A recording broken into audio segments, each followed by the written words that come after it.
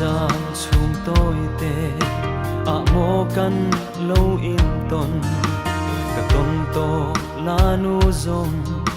cả han don kir china boy te nang ang ema kalung ti len tu hi cả tâm chu ni zong hia cả tong to don em ni o in va kho tuan noa kan fan dum lai te kha mi than a cham reng mi han ngai ve chemo ti a ka don lain i thai ko bong te chua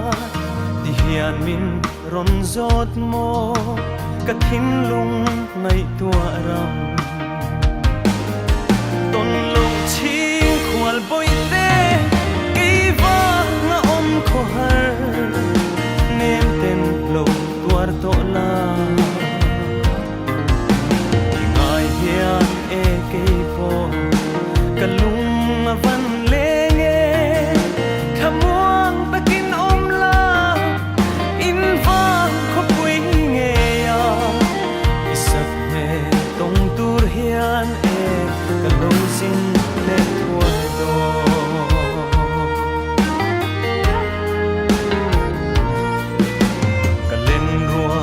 pon e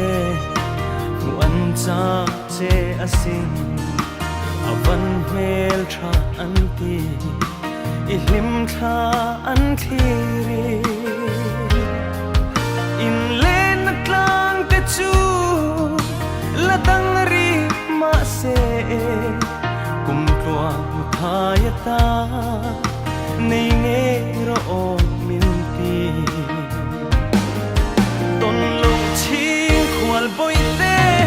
ki va nga om kho har nem ten lo tuar to la ngai hian e ke po kalung van lenge khamuang takin om la in va kho pui nge ya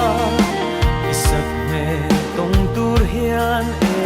kalung sin le tuar do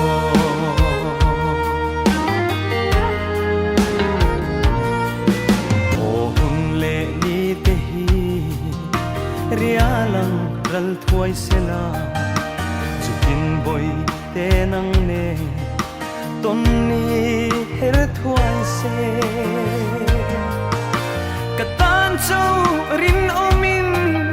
lom phot mai te ching khwala zong thin lai a phang ma ania o ton lo ching khwal boy te ki va nga om kho har nem ten lo tuar to la ngai hian e ke po kalung ma van lenge khamuang takin om la in va kho pui nge ya isak me tong tur hian em kalung sin le tuar do